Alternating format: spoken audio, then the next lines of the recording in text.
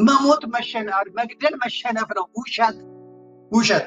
አብይ አህመድ መጥቶ መግደል መሸነፍ ነው አለ። በየት ሀገር ነው መግደል መሸነፍ የሆነው? መግደል ማሸነፍ መሆኑን እያሳዩ ነው። ማሸነፍ መሆኑን መክተህ ያው መክተህ መግደል አሸናፊ መሆኑን እያሳየ ከሞትክማ ሞትክ ነው። አሁን እናያለን በኋላ ላይ እንዴት እንደምትሸነፍ ስትሞት እንዴት እንደምትሸነፍ ኢሰመጉ የኢትዮጵያ ሰብአዊ መብቶች ጉባኤ ያቀረበውን ሪፖርት አብረን እናያለን። መግደል ማሸነፍ ነው። መሞት መሸነፍ። አባቶቻችን ወደ አድዋ ድረስ የዘመቱት ከጣሊያን ጋር የሄዱት ሞተው ለመሸነፍ አለ፣ ገድለው ለማሸነፍ ነው። ገድለው ለማሸነፍ ነው።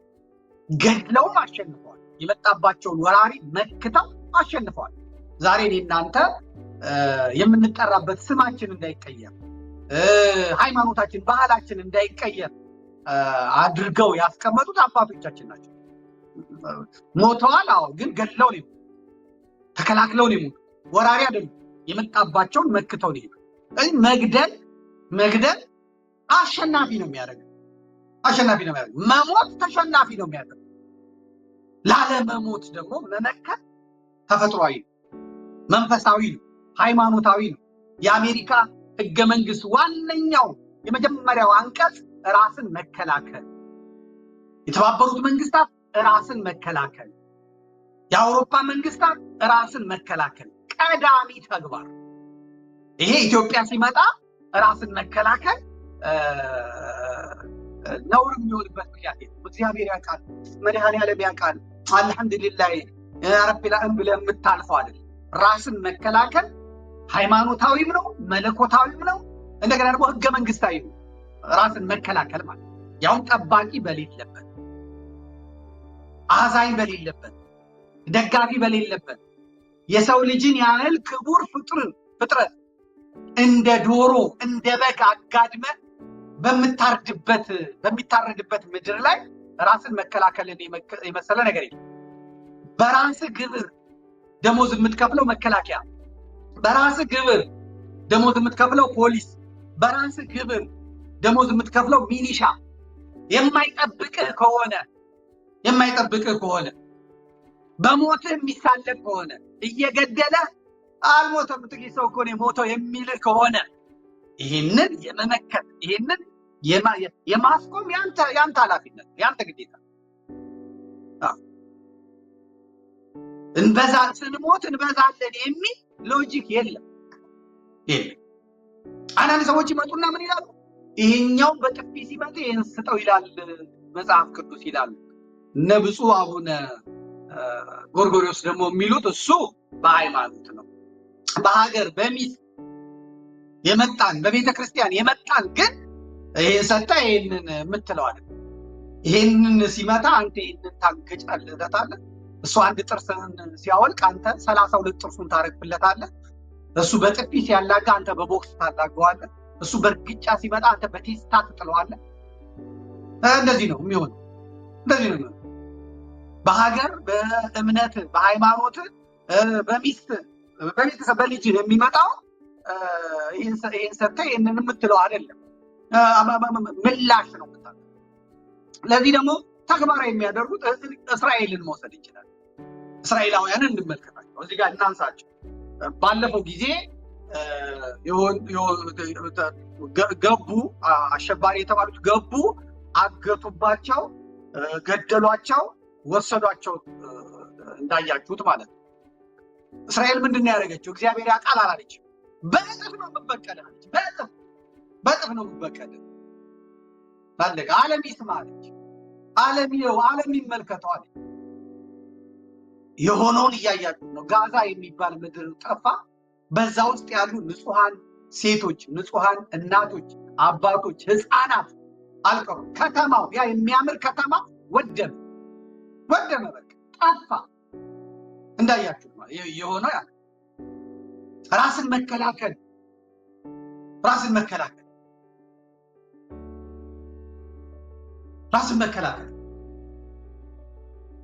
መቆም የሌለበት ራስን ስትከላከል ከዛ ከበለጠ ደግሞ አንተንም ያጠፋል፣ አንተንም ይመታል። አንተ ራስን ስትከላከል ያ የሚበዛ ከሆነ እንትን ሊል ይችላል። ከተዘጋጀ ልክ የአውሮፓውን ጦር እንደመለስከው ይህንንም ትመልሳለህ። አንተ እውነት ስላለ፣ አንተ ሀቅ ስላለ፣ አንተ ይሄ ነገር ስላለ ታሸንፈዋለህ። አንተ እውነት ስላለ ትሄድበታለህ። ራስን በመከላከል ወቅት ትሞታለህ። አንተ ገለህ ነው የምትሞተው፣ ጥለህ ነው የምትወድቀው በብላሽ። ለምሳሌ አሁን መተከል ላይ አይታችኋል። መደዳውን ቀበሌ ሙሉ ሰው ገደሉ። ከዛ አንድ በአንድ እንኳን አንስቶ መቅበር ተጸየፉ። ከዛ በኋላ ግሬደር መጣ። በግሬደር የሰው ልጅ ተሰበሰበ። ግሬደሩ ቱቦ ጉድጓድ ነገር ፈልጎ ቆፈረ። ከዛ በኋላ እነዛ ህፃናት፣ እነዛ እናቶች፣ እነዛ አባቶች በአማራነታቸው በኦርቶዶክስነታቸው የተፈጁት በአጠቃላይ በአንድ ጉድጓድ እንደ ቆሻሻ እንደ ጥምብ እንደማይፈለግ እንደ ውሻ ተቆጥረው በአንድ ጉድጓድ ተቀበሩ ማለት። ከዛ አብይ አህመድ ይመጣና መግደል መሸነፍ ነው ይላል። አንድ ቀበሌ ህዝብ አጥፍታ መግደል መሸነፍ ነው ብሎ ነገር አለ እንዴ? አሁን እነዛ ልጆች እንዴ አልመከቱም። ሞታቸው የከፋ ሞታቸው የበሰበሰ ሞታቸው ለታሪክ የማይነገር ነው የሆነው። ከዚህ በፊት እስራኤላውያን እንደ አማራ እንደ ኦርቶዶክስ እየተነዱ ተገለዋል፣ እየተነዱ ተጨፍጭፈዋል። አሁን ያመድገም አልፈለጉም። አሁን ብንሞትም ጥለን ነው የምንሞተው፣ ብንወድምም አውድምን ነው የምንሞተው ነው ፕሪንሲፕሉ። ይሄ ነው። ይሄ ያከባብራል። አሁን ያከባብራል። ስለዚህ አማራ ሲመጡ እጁን እንትን ብሎ እግዚአብሔር ያውቃል ብሎ እጁን ይዘላቸዋል። የሚመጣው ደግሞ ፈሪ ነው። ይሄ ፈሪ ነው፣ ጨካኝ ነው፣ ፈሪ ነው። ህፃን የሚገድል፣ ሴቶችን የሚገድል፣ እናቶችን የሚገድል፣ በጦርነት ቀጠና ውስጥ የሌሉትን ሰዎች ንጹሐንን አጋድሞ የሚያርድ ሲበዛ ቅዘናም፣ ሲበዛ ፈሪ፣ ሲበዛ በጭባጫ፣ ሲበዛ ሽንታም የሚለው ነው ኢትዮጵያዊ ሲጠራው የመጨረሻው ይሄ ነው አይደለም? ፈሪ ነው። ፈሪ ደግሞ ብቻውን አይገጥምም። ፈሪ ድጋፍ ይፈልጋል፣ ከጀርባ ድጋፍ ይፈልጋል። መከላከያው ካገዘው፣ ፖሊስ ካገዘው፣ ካቢኔው ካገዘው፣ ሚኒስትሮች ምክር ቤት ካገዘው፣ ፓርላማው ካገዘው፣ ሚዲያው ካገዘው ፈሪ በቃ ጀግና ነው፣ ይጨፈጭፋል፣ ሰቀቀና ነው። ለዚህ መድኃኒቱ ምንድን ነው? ለፈሪ መድኃኒቱ ደፋር ሆኖ መጠበቅ ነው፣ ጀግና ሆኖ መጠበቅ። ፈሪ ከኋላ የሚያግዘው ከሌለ ጸባይኛ ነው፣ አንገት ደፍቶ ነው የሚኖረው፣ ባሪያ አሽከር ሆኖ ነው የሚኖረው። ፈሪ እንደ ፈሪ ጸባይኛ የለም፣ እንደ ፈሪ ሰላማዊ ዜጋ የለም። እንደ ፈሪ ማለት እንደ ፈሪ ይህ ህፃን የሚገድል አባቶችን፣ የሃይማኖት አባቶችን የሚገድል እሱ በጣም በጣም በጣም ፈሪ ከመፍራቱ የተነሳ ነው የሚገለው የሚያርደው። የጀግንነት አይደለም፣ የጭካኔ ምናምን አለ። ሰቀቀን በሰው ላይ ለመጣል ጸረ ኦርቶዶክስ የሆነ ኃይል ስልጣኑንም ገንዘቡንም እንዲይዘው ያደረጉት ባንኩንም ታንኩንም ማለት በዓለማዊ በኩል። በሃይማኖትም እንደዛው ነው፣ አሳድገው ነው ያመጡት። ቅባት የኢትዮጵያ ቤተክርስቲያን አንቆ ይዞታል። የቅባት ሃይማኖት ሰዎች በጳጳሳት ደረጃ፣ በቆሞሳት ደረጃ፣ በምናምን ደረጃ በቃ ሰፍ አድርገው ይዘውታል። ጎጃም ፓትርያርክ መርጣለች። 2 ፓትርያርክ መርጣ ቁጭ አድርጋለች። ስለሱ አይነገርም። ስለ ትግራይ፣ ስለ ኦሮሚያ፣ ስለ ምናምን ነው እንጂ እዚህ ጎጃም ውስጥ ቅባቶቹ ፓትርያርክ መርጠው ጳጳስ መርጠው አስቀምጠዋል። በይፋ አውጥተዋል። እያጠመቁ ነው። ስልጣነ ክህነት እየሰጡ ነው። ድቁና እየሰጡ ነው። በቅዳሴ ጊዜ ስማቸው እየተጠራ ነው። ብፁዕ ቅዱስ አቡነ ማትያስ አይደለም የሀገረ ስብከቱ ሊቀ ጳጳስ ወይም አቡነ አብርሃም ወይም አቡነ ዲዮናሲዎስ ወይም አቡነ ጴጥሮስ ምናምን አይደለም፣ ዘካርያስ አይደለም። የሚጠሩት 2 ሰዎች ናቸው። የምትመለከቷቸው ማለት ነው። የምትመለከቷቸው ሰዎች ናቸው። ፓትርያርኩ በዚህ በኩል ያሉት ናቸው። እኛ ደግሞ ምክትላቸው ናቸው ማለት ነው። ቆጋ ተክለ ሃይማኖት ጳጳስ ተመርጦ ቁጭ ብሏል። ነገር ግንስ ይሄ መሰሪ ቡድን፣ ይሄ ጸረ ኢትዮጵያ ቡድን፣ ይሄ ባንዳ ቡድን ሚዲያ አለው፣ ገንዘብ አለው፣ ፖለቲካውን ተቆጣጥሮታል። የራሱን ጉድ ይሸፍንና የሌሎቹን ጉድ ለማውጣት ይጥራል ማለት ይጥራል ማለት ነው። በጣም ከባድ አደገኛ ነገር ነው። ለምሳሌ አሁን በጎጃም ውስጥ ኦርቶዶክሳዊ የሚታረዱት በሙሉ ኦርቶዶክሳውያን ናቸው። ባለማተብ ኦርቶዶክሳውያን ናቸው የሚታረዱት። ካህናቱ ሪፖርት የዛሬ ዓመት ምስራቅ ጎጃም ሲያቀርብ ወደ 600 የሚደርሱ የአብነት ተማሪዎች፣ መምህራን፣ ሊቃውንት፣ ካህናት፣ ምዕመናን ታርደዋል፣ ተገድለዋል። ኦርቶዶክሳውያን ናቸው። ቅባት ያልሆኑ የቅባት ሃይማኖት ተከታይ ያልሆኑ ሰዎች ናቸው የተገደሉት። የተገደሉት በማን ነው? በታጣቂው የአማራ ፋኖ በጎጃምና በመንግስቱ በብልጽግናው መንግስት ሰራዊት ናቸው። የብልጽግናው መንግስት ሰራዊት አመራሮች ምኖች ናቸው? እስላሞች። ምኖች ናቸው? ፕሮቴስታንቶች አመራሮቹ ማለት። የሚሄዱት ሰዎች አይታችሁ እንደሆነ የሚማረኩትንም አይታችሁ ከሆነ አላሁ አክበር እያለ የሚሄድ ነው። ኢየሱስ ጌታ ነው እያለ እየጨፈረ የሚሄድ ነው። ሲላክም ተነግሮት ነው የሚሄደው። እንዲያደቅ፣ እንዲመታ፣ እንዲያወድም ተነግሮት ነው የሚሄደው። ቤተክርስቲያን ካህን እንዳትምረው ተብሎ ነው የሚሄደው። የማጽዳት ስራ ስለሚሰራ ይህ አደጋ ከደረሰ በኋላ መጮህ፣ ድምፅ መስጠት ያለባቸው ማን ናቸው? ጳጳሳቱ። እነማን ናቸው? እነ አቡነ አብርሃም ድምፅ ማሰማት አለባቸው። ዓለም እንዲያውቀው፣ ህዝብ እንዲያውቀው ማድረግ አላቸው። እነሱ የለም ይታማሉ። ቅባቶች ናቸው። የኢትዮጵያን ቤተክርስቲያን ሊያፈርሱ የተቀመጡ ናቸው። እንደውም አሁን ብፁዕ አቡነ አብርሃም አሜሪካን ሀገር ሌላ አጀንዳ ፈጥረው ቤተክርስቲያን ለሁለት እየተከፈለ ነው። የግል ቤተክርስቲያን ከፍተዋል። ምዕመናን ለሁለት ተከፍለዋል። ተመልከቱ። ባህር ዳር ተቀምጠው አሜሪካ እኔ ሰነዱ ደርሶኛል፣ ውዝግባቸው ደርሶኛል፣ ብጥብጣቸው ደርሶኛል። በሀገራቸው ለሚያልቁት ሊቃውንት ግን ዝም ነው። ለምሳሌ አሁን እንመልከት። የገድለ ዮሐንስ የሚባል አለ። በሰፊው መጣበታለሁ እኔ ራሴ። ገድለ ዮሐንስ የሚባል መጽሐፍ ሲኖዶሱ እንደ ትልቅ አጀንዳ ይዞ አወገዘው ማለት ነው። ባለፈው ዋነኛው የገድለ ዮሐንስ መጥምቀ መለኮት ቅዱስ ዮሐንስ ገድሉ አንዴ ላሳያችሁ ምን አይነት ፌክ እንደተሰራ ላሳያችሁ። አሁን ይሄ የምታዩት ገድለ ዮሐንስ መጥምቅ ተርጓሚው ሊቀ ጉባኤ ታረቀኝ ብርሃኑ ይባላሉ። መምህርና ቅኔ መምህረ ቅኔ ወመጻሕፍት ነው ይባሉት። የቅኔም የመጻሕፍት መምህር ናቸው። ይሄ ቤተክርስቲያኒቷ ስትጠቀምበት የኖረችው ቤተክርስቲያኒቷ ስትገለገልበት የኖረችው ነው። ያኛው ደግሞ እነዛ የሰሩት ደግሞ ሌላ ነው። እነሱ የሰሩት ደግሞ ይሄ ቢጫውን አምጣው፣ በቢጫው የመጣው ነው። በቢጫ ያለ ነው። ይሄ ነው ገድለ ቅዱስ ዮሐንስ መጥምቅ ይላል። ይሄ በዚህ ወረቀት ታትሞ የሚሰናዳ የተበተነ ነው። ብዙም ለህትመትም ላይ ያልዋለ ነው። ግን ሲኖዶሱ ሳይወገዝ ሳይለየው እንደተወገዘ አድርጎ ስለለየው ያኛው ቅድም ያያችሁት አምጣው ያኛው የገድለ ዮሐንስ መጥምቅ ሊቀ ጉባኤ ታረቀኝ ብርሃኑ መምህረ ቅኔ ወመጻሕፍት ያተሙትና ቤተክርስቲያኒቷ ስትጠቀምበት የኖረውን ገድለ ዮሐንስ መጥምቅ አምሮ ማስታወቂያ ተሰራበት። ተመልከቱ። ዘዴውን ነው የምነግራችሁ። አሁን ይህንን ምንድን ነው የምታደርጉት? ወደ ላይ ትሄዱና ትጠይቃላችሁ። በሲኖዶሱ የተወገዘው ገድለ ዮሐንስ ችግር ያለበት ነው። መወገዙ መልካም ነው። ነገር ግን ታትሞ አልወጣም። ታትሞ ያልወጣውን ነው ያወገዙ።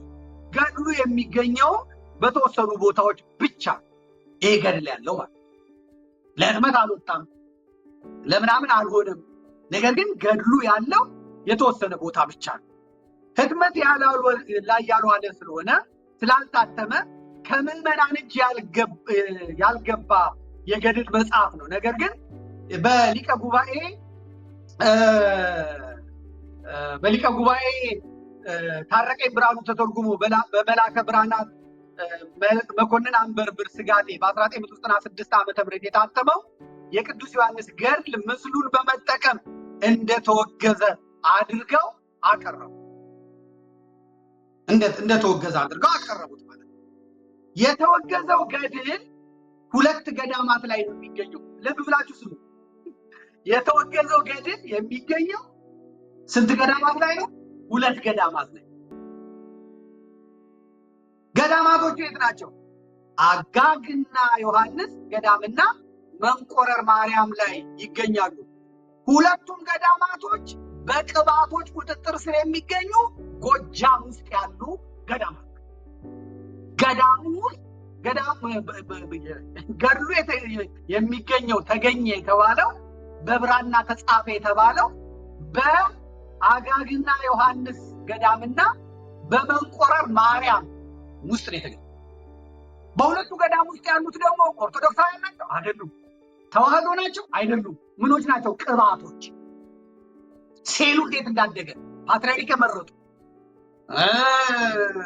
ምክትል የመረጡ ሲኖዶስ ያቋቋሙ ጎጃም ውስጥ ያሉ ለኢትዮጵያ ስጋት እንደ ለኦርቶዶክስ ስጋት ዋነኛው ምንጭ መነሻው ነው የሚገኘው እዚህ ጎጃም ውስጥ ያለው የተደበቀ የኢትዮጵያን ቤተክርስቲያን ኢትዮጵያን ሊያፈርስ የሚችል ኃይል ያለው ዛሬ ለምን እንደምጮህ ይገባቸዋል። ወደፊት ይገባቸዋል። አሁን አይገባቸው።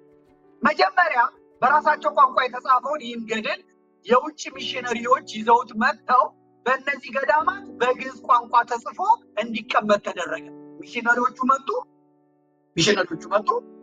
ካቶሊክ ማለት ቅባት ሃይማኖት ለካቶሊክ ነው እና አልፎንሶ ሜንዴስ ያቋቋሙት አመጡትና ከውጭ በግዕዝ ተተርጉሞ በሁለቱ ገዳም እንዲቀመጥ ተደረገ። በስርዓት ያስገቡት ብዙ ነገር ይኖራል። ነገር ግን ወደ እነዚህ ገዳማት ከነርሱ በቀር ማንም ዝር አይልም። ኦርቶዶክሳዊ የሆነ የተዋህዶ ሰው የሆነ ሊቅ የሆነ ወደ እነዚህ ገዳም ገብቶ መጽሐፍቱን ልመርምር መጽሐፍቱን ልይ ቢል ቅባቶቹ አይፈቅዱም። ማንም አያደርሳቸው። ደፍረን ነው መነጋገር። ደፍረን የማይነካውን እነካለው። ድፍረት እነጋገራለን። ትመጣለን የአሩሲ መታረድ ምናምን ከዛ የባሰ ፈንጂ ነው የኢትዮጵያ ቤተክርስቲያን የሚጠብቃት ማለት ነው። ጎጃም ውስጥ የሚጠብቃት ከባድ ፈተና ጠብቁ። ከዚያም የደብረ ሊባኖስ ገዳም መነኮሳት ገድሉን ከአጋግና ዮሐንስ ገልብጠው አምጥተው ተመልከቱ። ከአጋግና እንግዲህ ያው ቅባቶቹ እዛ አጋግና አሉ። ከዛ ደብረ ሊባኖስ መጡ፣ ቦታ ያዙ። ይሄ እንግዲህ ልክ እንደ አርሴናል እንደ ምንድን ነው እነዚህ እንደነ ባርሴሎና እንደነ ማድሪድ የእግር ኳስ ክለቦች ከህፃንነታቸው ጀምሮ ያሳድጋሉ። በህፃናት ፕሮጀክት ያሳድጋሉ። ለታዳጊዎች ይጫወታሉ፣ ለወጣቶች ይጫወታሉ፣ ለቢ ቡድን ይጫወታሉ። ከዛ ተመርጠው ለኤ ቡድን ይመጣሉ ማለት ነው። ስለዚህ ቅባቶቹ የሚሰሩት ይሄንን ነው። መጀመሪያ እዛ ውስጥ ያሳድጋሉ፣ ለወጣቱ ያሸግባሉ። ከዛ በኋላ የገዳማቱን የአድባራቱን ቁልፍ ቦታዎች ይይዛሉ። ጳጳስ ሆኖ ይቀመጣሉ። ሌላ ነገር የለም። ከዛ ደብረ ሊባኖስም ከገቡ በኋላ መነኩሴ ናቸው። መነኩሴ ሀገሩ አይጠየቅም። መነኩሴ ምኑ አይጠየቅም። በውስጣቸው መርዛቸውን እንዲያዙ ይቀመጣሉ። ከዛ አምጥተው የት ያደርጋሉ? ደብረ ሊባኖስ ይቀመጡና ከአጋግና ዮሐንስ አምጥተው ደብረ ሊባኖስ ያስቀምጣሉ። አባ ፍቅረ ሚካኤል ተቀብለው ብራናውን ወደ ሶፍት ኮፒ ቀይረው መልሰው ወደ ደብረ ሊባኖስ ይልኩታል ማለት ነው። ከዚያ ውጪ ገድሉ በየቦታው አልተባዛም፣ አልተሰራጨም፣ ገበያ ላይ አልዋለም። ገድሉ ወደሚገኝባቸው ገዳማት መመሪያ ሰጥቶ እንዲሰበሰቡና እንዲወገዱ ወይም ሌላ እርምጃ እንዲወሰድበት ማድረግ ሲኖዶሱ ይቀለው ነበር። ሁለት ገዳም ነው ያለው፣ አጋግና ዮሐንስና መንቆረር ማርያም ነው ያለው። ይሄ የመናፍቃኑ ገድ። ስለዚህ በብራና የተጻፈ ነው። እሱን አምጥቶ እሱን ማስወገድ ሲቻል